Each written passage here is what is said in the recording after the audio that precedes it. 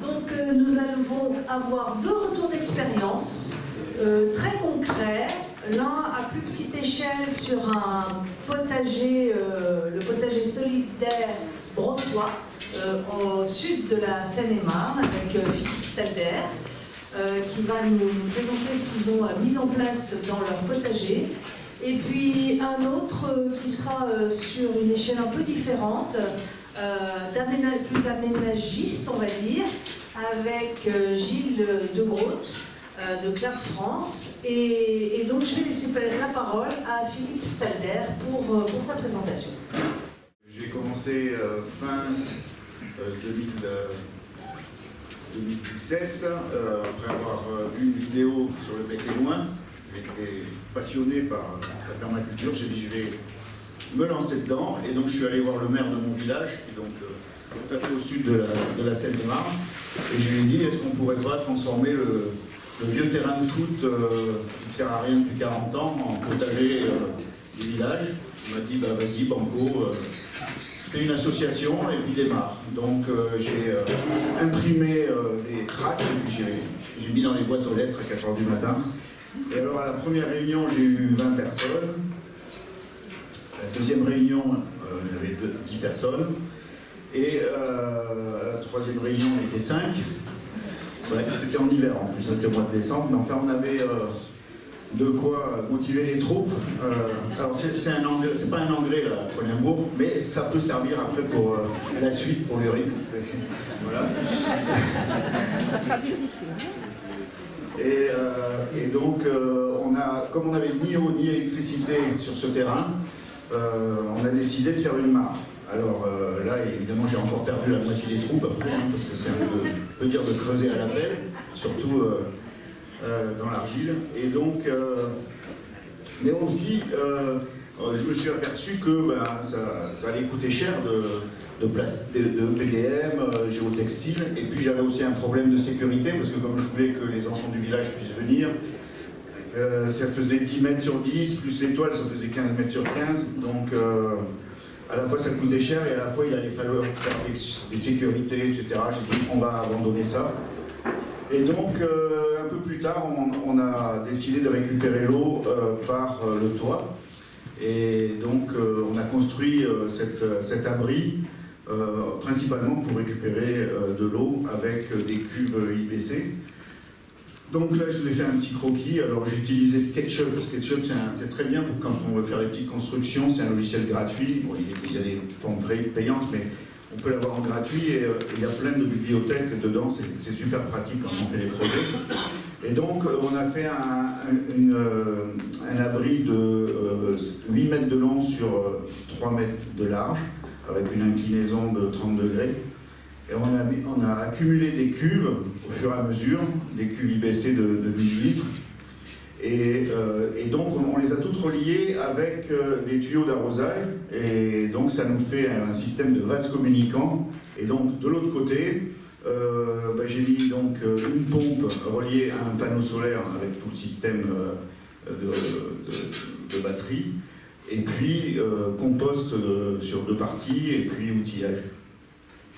Et donc l'eau est récupérée par la pompe des cuves qui étaient devant et qui va repartir de l'autre côté derrière sur la cuve surélevée et va être distribuée avec un programmateur sur les planches. Donc au niveau du matériel, nous on essaye d'aller aux économies le plus possible, évidemment.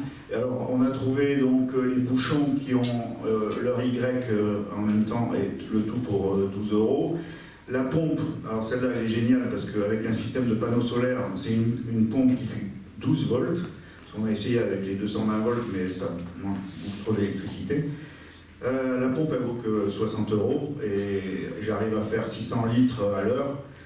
Et même parce qu'on a construit un deuxième abri qui est à 30 mètres et ça envoie l'eau jusque là-bas et ça la fait monter aussi à la cuve du dessus. Et puis le programmateur sans pression, puisque évidemment la majorité des programmateurs ils ont de la pression à 1 bar. Et là avec un sans pression, avec des piles qui durent 2 ans, c'est très pratique. Voilà. Ensuite pour la construction, on a fait ça vite fait avec une tarière, un peu de béton, de mortier, les pieds de panneau à 10 €, les chevrons à 7,59 €, ça c'est les prix de briques au dépôt. Et puis les bacs acier, c'est ce qu'il y a de plus cher. Mais en fait, si vous avez des chantiers pas loin de chez vous, les chefs de chantier sont très contents qu'on leur prenne leur matériel en fin de chantier plutôt que d'aller le mettre à la décharge où il faut payer. Donc les bacs acier, on les trouve, ils les utilisent comme clôture, donc ça permet de se fournir pour pas trop cher. Et pour ce qui est des cuves, sur le Bon Coin, on en trouve à 50 €, mais souvent elles ne sont pas de très bon état. Et puis il y a des entreprises, nous on se fournit avec des entreprises, et puis quelquefois des occasions comme ça. Alors au niveau du matériel électrique pour la pompe, donc c'est un panneau solaire de 275 watts à 90 € chez Leroy Merlin. L'onduleur régulateur à 29 € sur Amazon, mais il y en a sur AliExpress 2 fois moins cher. Et puis ne pas oublier les disjoncteurs, surtout même si c'est une toute petite installation. Et suivant la région où vous êtes, un parafloute parce que ça peut faire griller l'ensemble sinon. Voilà, j'ai mis des petits calculs. Alors pour ce qui est de la récupération de l'eau, notre toit qui fait 24 mètres carrés, j'ai voulu faire mon intéressant, donc j'ai rajouté des petites formules avec cosinus 30 degrés. Donc ça vous fait en fait une surface projetée de 20 mètres carrés. Et donc on arrive à 12 mètres cubes,2. J'ai regardé la pluviométrie. Donc, au mois de juillet, on a quand même pas mal de pluie en Seine-et-Marne, c'est étonnant, ça m'a étonné, mais bon, en fait, en été, les 4 mois d'été, on arrive à 4 mètres cubes maximum, donc on a intérêt à stocker pendant tout l'hiver pour avoir assez d'eau, mais on n'en a pas assez de toute façon avec nos 12 mètres cubes.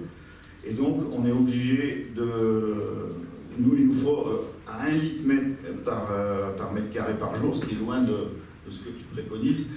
Mais bon, on est en argile, alors déjà c'est peut-être un peu moins gourmand, mais enfin de toute façon on ne peut pas faire plus, parce que rien qu'avec 1 litre par mètre carré, on a besoin de 18 mètres cubes. Donc il fallait qu'on augmente la surface du toit, qu'on augmente le nombre de cuves. C'était déjà plus facile d'augmenter le nombre de cuves. Mais enfin tout ça, ça prend du temps. Alors la cuve IBC, là, ce qui est marrant entre guillemets, c'est qu'on a commencé avec 3 cuves. Et le problème des petits potagers comme ça, c'est que c'est le vandalisme. Au bout de 3 mois, j'ai plus de cuves. Et donc, ce qu'on fait maintenant, c'est qu'on coupe le dessus des cuves et on met une moustiquaire pour éviter les moustiques et les feuilles mortes. Et on ne se fait plus voler les cuves parce qu'évidemment, quand on enlève le dessus, ils ne peuvent pas stocker du gasoil. Donc, ils ne volent plus les cuves. Ça, c'est un tuyau. Bon, ça fait longtemps qu'on les garde, donc c'est bien. Voilà. Et donc, du coup, on a construit un deuxième abri parce que comme on a fait une serre auto-construite, enfin, on s'est faite nous-mêmes, et ça demande un peu plus d'eau, puisque évidemment, ça ne récupère pas l'eau de pluie. Donc, on a fait une deuxième serre et qui est aussi branchée avec les cuves de la première, un deuxième abri, donc qui est branché avec le premier abri. Et les vases communicants fonctionnent toujours autant. Et la pompe amène aussi l'eau dans cette cuve surélevée qui fournit la serre. Voilà, donc ça nous permet d'avoir une petite culture sympa. Voilà. Alors, on a voulu regarder si c'était intéressant de mettre les cuves à l'intérieur de la serre. Donc j'ai fait appel à ChatGPT, qui m'a fait ça très facilement. Bon, il s'est trompé de sens, il n'a pas mis les robinets dans le bon sens, mais c'est pas grave, c'est propre quand même. Et donc, on lui a demandé aussi, parce que moi j'ai le permis de conduire comme diplôme, donc je lui ai demandé de me faire des calculs pour savoir si c'était intéressant de mettre ces cuves. Alors, avec tous les calculs qu'il m'a fait, je ne peux pas vous dire si c'est vrai, parce que ChatGPT hallucine quand même quelquefois, mais moi je n'ai pas sa compétence, donc a priori c'est vrai. Mais en tout cas, le résultat c'est que ça ne fait pas beaucoup, et que quand on est dans les zones de 0 degré, vous restez quand même le gel, ça ralentit la chute de température, mais enfin, moi je préfère quand même un peu de fumier, c'est quand même plus efficace. Voilà. Voilà mon expérience sur la récupération d'eau. Je vais passer. Bonjour à tous, donc je suis Gilles Legrotte, donc je suis jardinier maraîcher. J'ai fait une reconversion il y a 10 ans, j'ai passé un BPROA en maraîchage bio, avec l'idée de devenir maraîcher urbain. Donc je crée des paysages comestibles en milieu urbain. J'ai mon entreprise, ça s'appelle Clap France, et la mission de Clap, c'est d'imaginer, de concevoir, de mettre en œuvre et de faire vivre des projets de paysages comestibles. Et en fait, là, je vais vous parler de 2 projets. Aujourd'hui, il y en a 4. Donc, la ferme nature découverte, le potager campus à Versailles, le potager du campus Arboretum à Nanterre, un potager d'un campus de formation à Poissy, le club de foot de notre chère ville parisienne. Et puis, je participe de loin quand même au projet Ma Salade à Toi, porté par Grégory Margot, donc à Noisy-le-Grand. Et en fait, pour cette conférence, je vais vous parler de 2 premiers projets avec un focus sur l'eau. Donc, la ferme nature découverte et le potager du campus de l'Arboretum. Alors, vous pouvez, pour en savoir un peu plus sur ce qu'on fait, aller sur le site clapfrance.fr. Et puis, la ferme nature découverte, on a fait un compte Instagram aussi, qui nous permet un peu de suivre ce qu'on fait. Mais en gros, donc, la ferme nature découverte, c'est 3000 m². Enfin, je vais vous en reparler après. Mais en gros, l'idée là, c'est de parler de l'eau, l'enjeu de l'eau dans la conception d'un paysage comestible. Et donc, parler de l'eau, c'est comment on la collecte. Évidemment, on parle des eaux pluviales, hein, essentiellement. Donc, comment on collecte ces eaux pluviales, comment on la stocke, comment on la distribue et comment on l'optimise. Alors, juste pour que vous ayez un peu en tête de quoi on parle, les 2 projets, que vous ayez un peu une visibilité. Donc, il y a 3, là, c'est un ancien bassin qui servait à alimenter en eau le potager du roi. On est juste à côté de la gare de Versailles-Chantier, c'est très accessible. C'était une ancienne friche, hein, donc c'était un bâtiment, un terrain qui était vraiment en train de s'abîmer, puisqu'il y avait des murs historiques, hein, construits au temps de 14 qui s'écroulaient. Donc on a redonné quelques siècles de vie à ce patrimoine, et ça s'appelle la ferme nature découverte parce qu'en fait c'est l'entreprise Nature Découverte qui a financé le projet, l'investissement, puisqu'ils ont leur siège social en face. Et donc moi j'ai piloté le projet, c'était mon premier projet quand j'ai créé mon entreprise. Mes bureaux y sont aussi, et pendant 5 ans j'étais jardinier maraîcher de cet espace.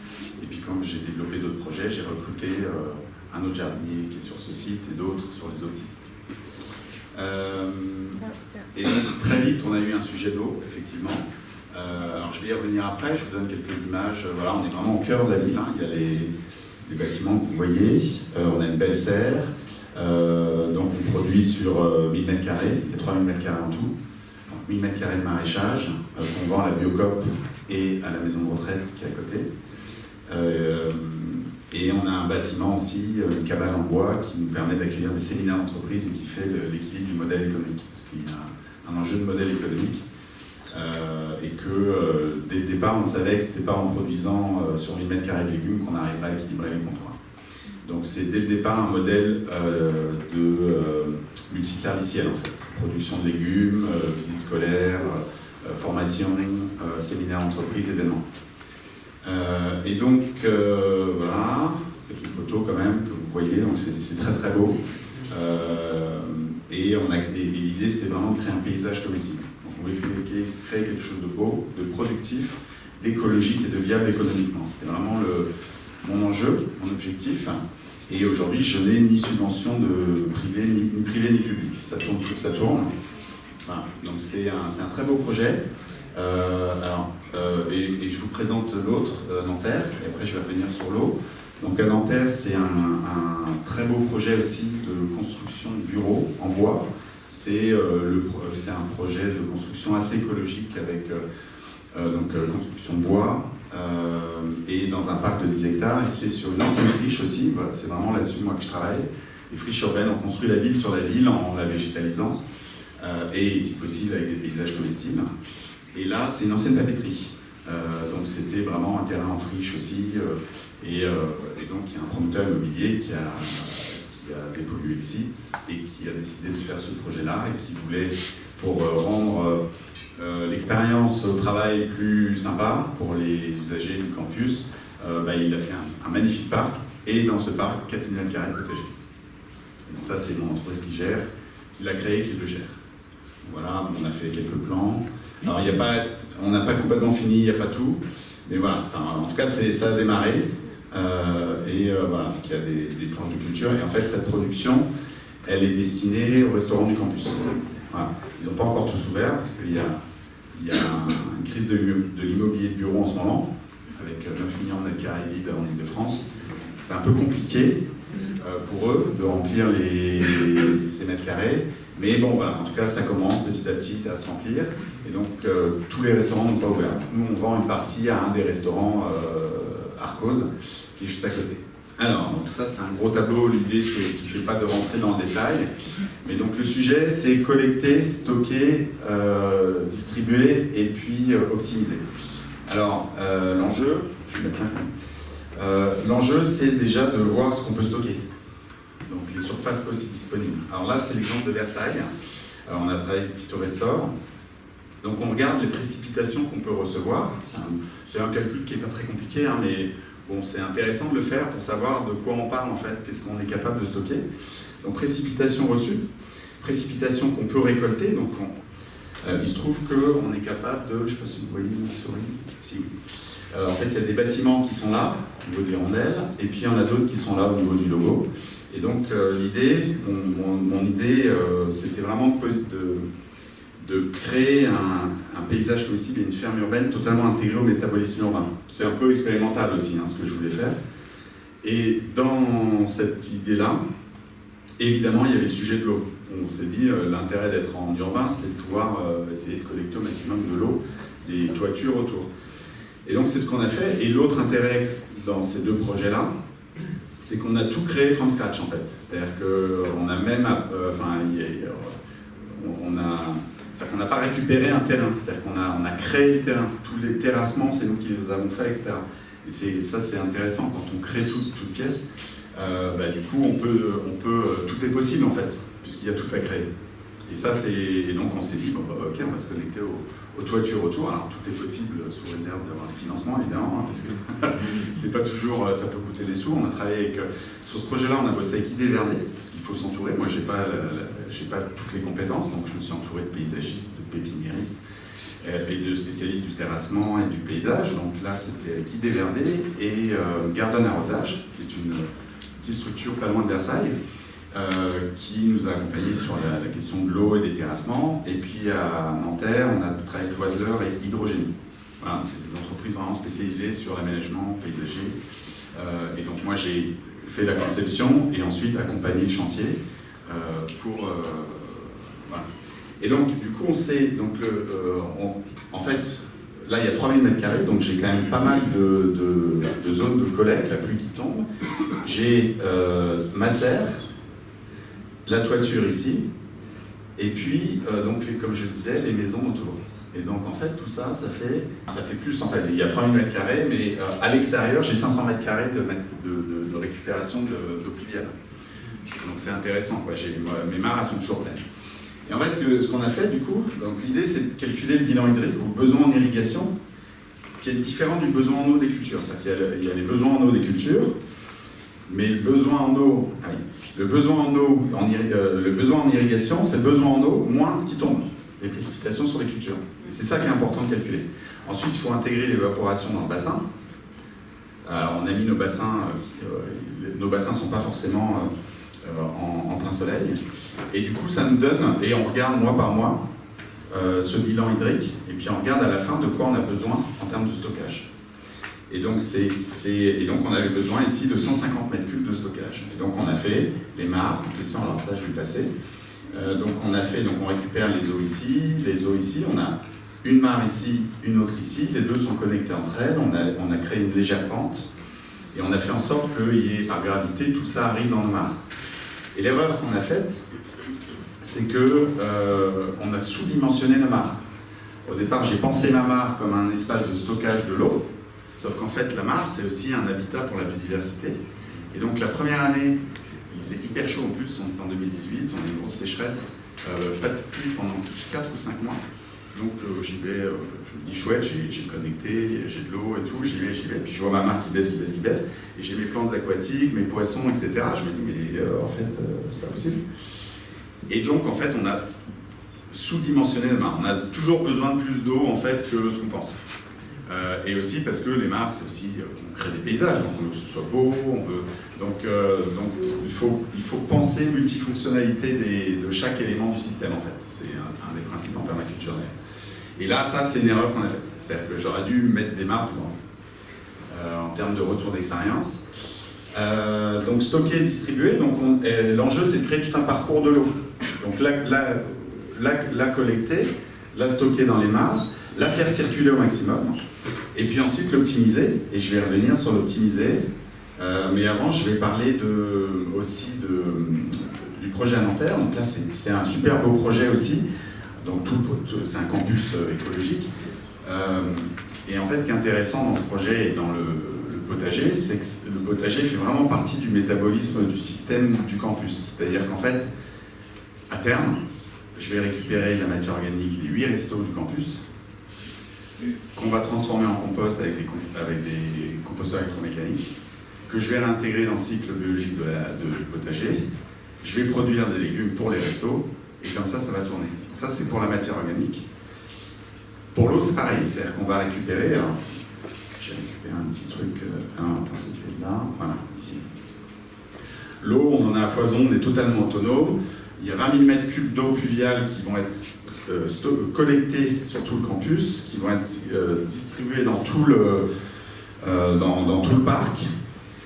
Et en plus de ça, parce qu'on peut récupérer les eaux pluviales, mais s'il n'y a pas de pluie, il n'y a pas de pluie. À un moment, c'est sec. Et en fait, comme le site va être chauffé par la géothermie, et le système de géothermie, c'est de récupérer les eaux de la nappe, qui sont à 14 degrés, pour refroidir ou réchauffer. Et ça, c'est pareil, c'est un cycle fermé. Et en fait, pour que ça fonctionne, il y a juste un petit peu d'eau qui est prélevée pour rincer le système de géothermie. C'est le schéma que je vous ai mis là, qui est public, hein, vous pouvez le trouver sur Internet. Et en fait, cette eau-là, elle ne peut pas retourner directement dans la nappe, elle ressort dans la roselière, et ensuite, elle retourne au sol. Et donc, à la fin, dans la nappe. Donc, c'est fermé. Et du coup, je suis totalement autonome en eau là-dessus. Même s'il y a une grosse sécheresse, ça c'est vachement important parce qu'on est dans le XXIe siècle, l'enjeu c'est l'eau. Enfin, c'est le changement climatique, c'est l'eau. Et donc, c'est vachement important de concevoir des systèmes qui sont le plus autonomes possible en eau. Et donc là, c'est un système assez vertueux. Donc on voit que là, à Versailles, 1 m², 150 m3 d'eau dans mon calcul. Bon, ça va. Enfin, là, on parle de 20 000 m3, 25 000 m3. Alors, il y a tout un parc de 10 hectares, etc. Mais on est bien, quoi. Et ça, c'est vachement important. Donc, en termes de matière organique, en termes d'eau, je suis autonome, et c'est ce qui fait aussi le côté vertueux du projet. Il y a plein d'autres choses, hein. On va faire aussi plein d'ateliers pour les entreprises qui vont être là. Enfin, c'est vraiment intéressant comme projet. Mais là, donc, le focus sur l'eau. Et donc, en fait, là, si vous voyez, donc, il y a pas mal de bâtiments. Ça, c'est les restaurants. Ici, il y en a aussi, il y en a là-bas. Et le potager fait tout ça. Voilà. Et donc l'eau en fait est récupérée partout, c'est une boucle, là il y a une petite rivière, ça descend là, il y a une roselière tout le long, ça fait une île, et ensuite là il y a une salle des vagues qui renvoie l'eau en haut, et ça fait une boucle. Voilà. Donc ça c'est vachement intéressant. Et il y a un exutoire, parce qu'on peut avoir des grosses sécheresses, on peut aussi avoir beaucoup d'eau. Il y a un exutoire ici, et ensuite ça part dans la Seine. S'il y a vraiment trop d'eau, la Seine est juste à côté. C'est un très beau projet, et donc voilà, là donc il y a un canal qui est planté, il y a une roselière, il y a des noues, la boucle est fermée. Bon. Et alors enfin un troisième point, optimiser. Alors la meilleure manière d'optimiser l'eau, c'est de créer du sol, enfin c'est de prendre soin du sol, avoir une bonne couche d'humus et de créer un sol spongieux, quoi. pour que l'eau reste au niveau du sol. Donc, nous, nos pratiques, c'est des pratiques permaculturelles d'agroécologie, donc on essaye au maximum de prendre soin du sol. Donc là, je vous ai mis un exemple de profil de sol où on voit vraiment que voilà, c'est un sol bien... en fait, un sol, ça se crée. Même si j'ai un sol très argileux, ce qui est mon cas dans mes deux projets, dans les deux projets en question, on fait un apport de beaucoup de matière organique, donc à force, on se crée notre sol, et donc on crée un humus qui va stocker l'eau. Donc l'enjeu, c'est le premier truc, c'est ça. Comment on crée de l'humus pour renforcer la capacité de rétention d'eau. On utilise des techniques de paillage aussi, évidemment, pour éviter l'évaporation, le dessèchement du sol. Pour optimiser, donc l'intérêt de créer notre projet de toute pièce, c'est que du coup, on crée nos réseaux d'eau, etc. Et on a donc tout le système d'électrovannes, de zonage, de goutte à goutte. J'ai compris sa dernière défaut, c'est bon. Goutte à goutte. On essaye d'optimiser le goutte à goutte et les systèmes d'électrovannes automatiques. C'est vachement intéressant parce que l'idée, ça nous permet d'arroser le matin, le soir, quand il n'y a pas trop de soleil. Et puis surtout, c'est moins de boulot pour nous. Et puis évidemment, le fameux adage, un binage vaut deux arrosages. Donc on travaille nos cultures avec la houe maraîchère par exemple, pour essayer de limiter au maximum l'utilisation de l'eau. Donc ce qu'il faut retenir, c'est ça, c'est comment on collecte, quels sont les besoins en irrigation, comment on collecte, comment on distribue, comment on stocke et comment on distribue et comment on optimise. J'avais une petite diapo, merci et tout là. Voilà. Je ne sais pas si vous avez des questions ou.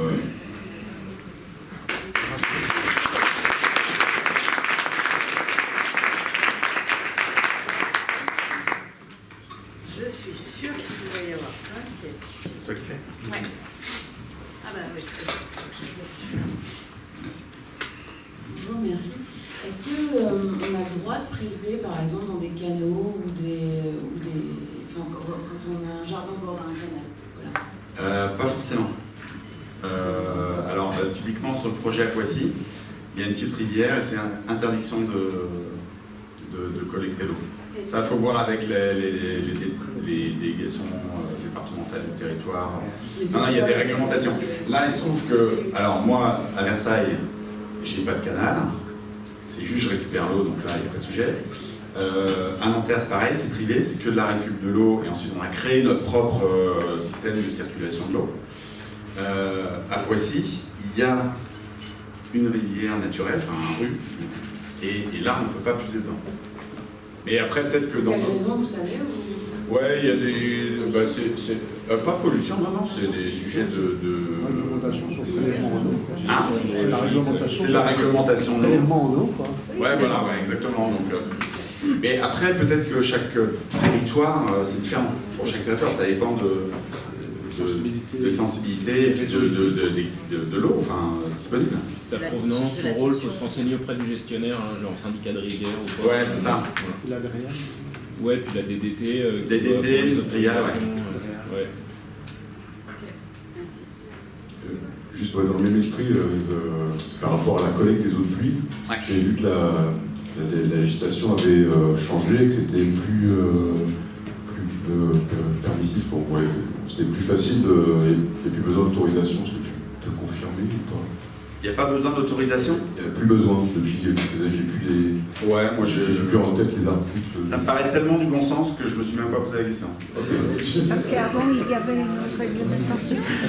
Non, alors, non, par contre, pour être tout à fait honnête, le truc un peu compliqué, c'est les gouttes à gouttes. Parce que ça passe par la mare, qui est un lieu vivant, donc ça se charge en nutriments aussi, c'est bien, mais ça peut boucher les gouttes à gouttes, quoi. Ça, c'est un peu chiant. Donc, j'ai les deux, en fait. À Versailles, j'utilise aussi l'eau de la ville.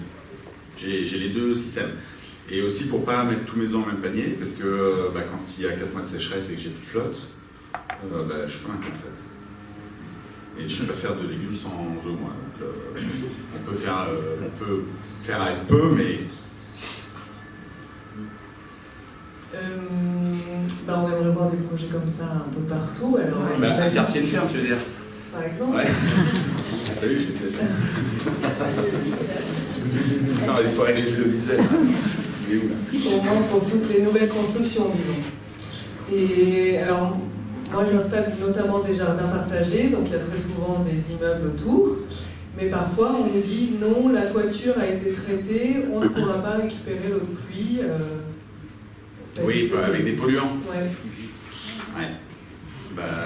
Il faut faire des analyses de l'eau. Ça, c'est possible. Enfin, après,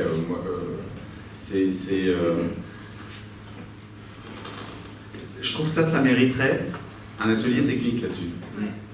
Tu vois, l'année prochaine. C'est-à-dire sur... parce qu'en fait, ça passe par les racines de la plante, etc. Est-ce qu'il y a des vrais impacts d'une eau éventuellement un peu polluée? En fait, moi, ce que j'ai senti, mais je n'étais pas en direct avec le constructeur, c'est que lui, il n'a plus envie qu'il y ait des interactions. Alors, je ne vois pas très bien ce que ça fait, mais il s'arrange pour... c'était un peu une fin de nous recevoir. Oui, ok. Je ne toucherai pas à notre eau, alors qu'elle part. Alors ça, c'est un grand classique de... je veux pas d'emmerde, je veux pas... sur des projets, ça c'est compliqué, il faut se battre. Il faut être persévérant, il faut se battre. Ces projets-là, enfin surtout à Versailles, il a eu 1000 raisons de jamais se faire.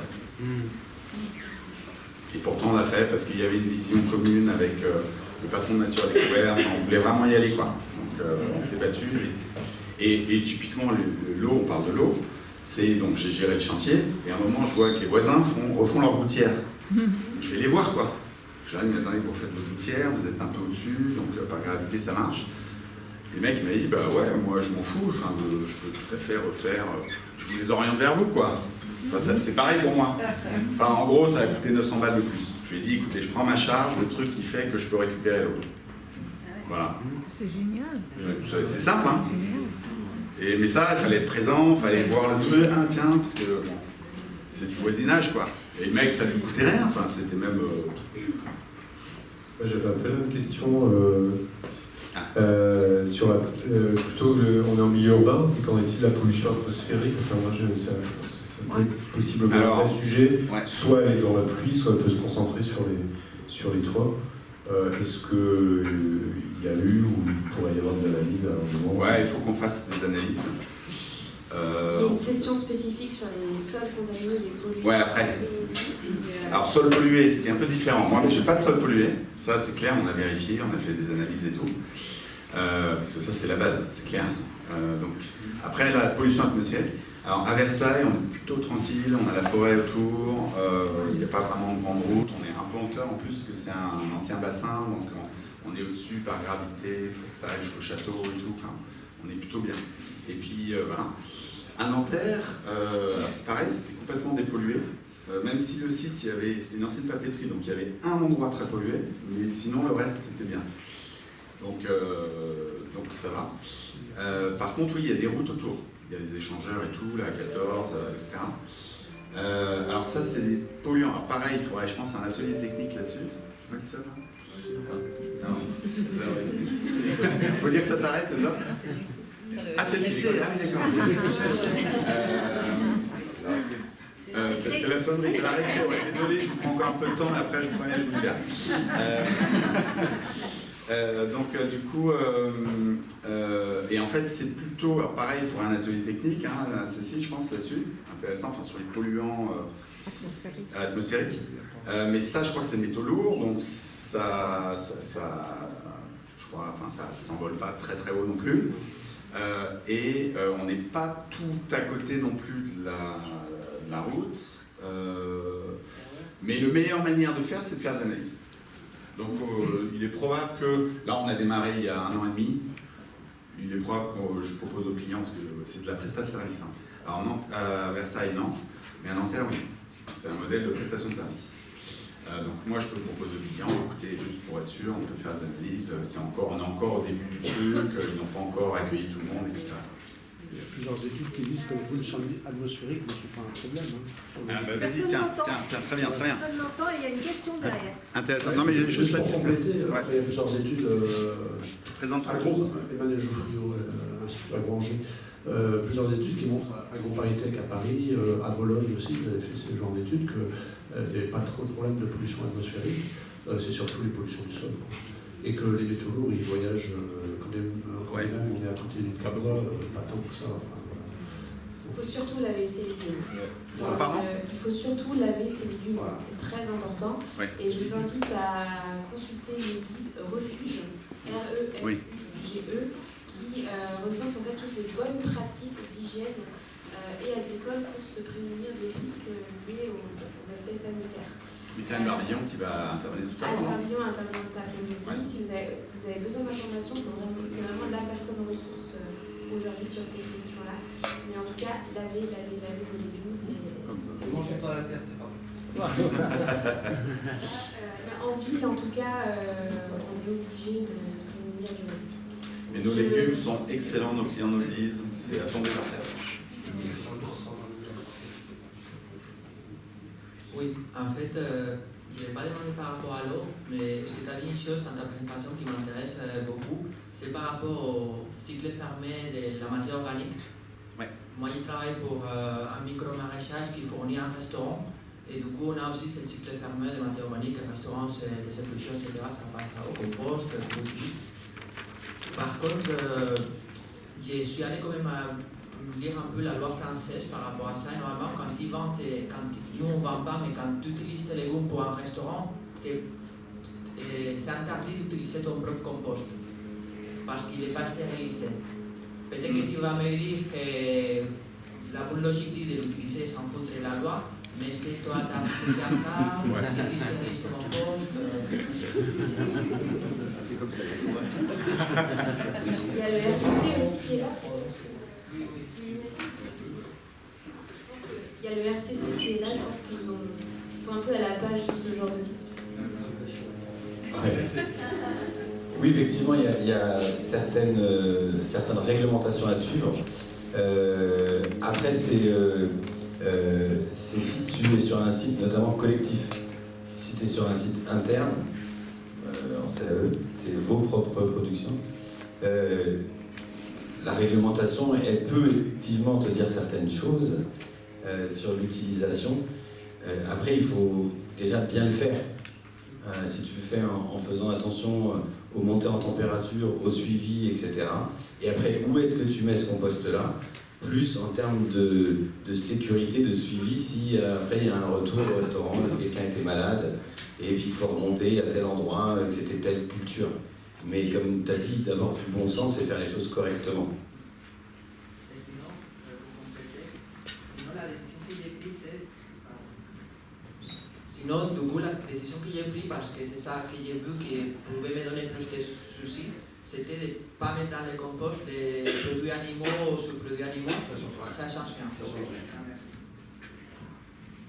Mais par contre, prendre du compost issu d'un jardin collectif dans une ferme maraîchère, on va vendre des légumes, ça c'est interdit.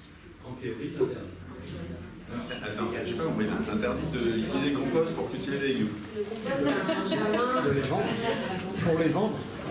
On vend quoi? Les légumes ou le compost? Les légumes. En fait, si tu prends sur un site collectif qui n'a pas d'agrément sanitaire, comme on parlait des sites d'un jardin, un composteur collectif, citoyen, qui n'a pas d'agrément sanitaire, la loi interdirait que tu l'utilises sur certains légumes que tu vas vendre. Notamment les légumes feuilles. C'est ça. Mais c'était interdit de faire du compostage collectif en 2009-2010. La loi l'interdisait. Et on a fait bouger la loi. Donc l'idée c'est de toute façon, c'est surtout de faire attention. Et c'est ce que tu fais en termes, même pour les semis en général, hein, enfin voilà, on fait attention. Et donc c'est ça qui est important. C'est d'abord ça qui est important de connaître les techniques, les surveillances, les montées en température, l'hygiénisation derrière, si on veut utiliser un compost qui n'est pas normé. Ouais, ok. Mais voilà. J'en profite encore, juste pour préciser encore, dans le cas d'Eloy, qui lui alimente un restaurant Et le restaurant vend sa production, donc lui non plus, il n'est pas censé utiliser un compost non normé. C'est ça? Lui, c'est pas, il ne vend pas son maraîchage, ses productions, et il les vend au restaurant, il vend lui-même. C'est une session à un tiers. Et actuellement, en fait, donc je complète ce que disait Mathieu, parce que dans mon travail actuel, je cherche notamment à faire bouger cette loi. Donc c'est un arrêté du ministère de l'Agriculture en 2018 qui cadre tout ça. Et ce qui a vraiment été prégnant pour le ministère, c'était le principe de précaution. On connaît les scandales sanitaires, etc. Et donc nous, là, évidemment, du compostage fait par des millions de personnes font ça, le compostage dans son jardin, etc. On ne peut pas normer, on ne peut pas demander aux personnes de faire payer un laboratoire à chaque fois pour vérifier qu'il n'y a pas de présence de pathogènes. En revanche, dans les expériences menées déjà, depuis 15 ans d'existence du réseau et d'autres structures, on sait que justement, la plupart du temps, il n'y a pas de pathogène en reste, il n'y a pas de danger en fait. Mais il nous manque encore une crédibilité scientifique là-dessus. Donc moi, là, ce que je cherche notamment, si vous connaissez des chercheurs, chercheuses en ingénierie des procédés notamment, c'est de monter un projet là, de recherche expérimentale qui nous permettrait de montrer que en fait, les process qu'on apprend aux gens permettent d'hygiéniser suffisamment pour qu'il n'y ait pas de risque. Parce que pour l'instant, on manque... Parfait, et puis vous pouvez utiliser mes sites pour... avec plaisir. Ça sert à ça aussi, hein. C'est chercheurs, chercheuses. Donc si vous connaissez, n'hésitez pas à venir vers moi, Marianne Thibault, Réseau Compost Citoyen. Je serai preneuse. Bon, attends, ça doit se trouver ça quand même, non? Emmanuel. Voilà. J'allais dire que j'ai des collègues qui sont très compétents là-dedans. Si tu veux. Voilà.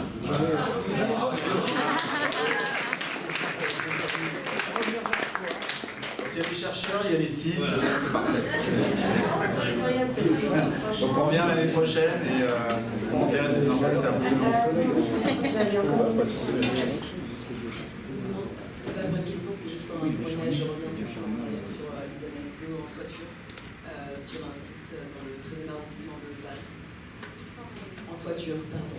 Un site en toiture dans le 13e arrondissement de Paris. On a fait faire des analyses de l'eau qu'on récupère sur les toitures, financées par l'agence de l'eau Seine. Et il n'y avait pas de problème de polluants atmosphériques. Voilà, c'était juste un petit témoignage. Ah ben bravo, c'est bien. Bien. Oui, parce que je récupère, donc je sais que...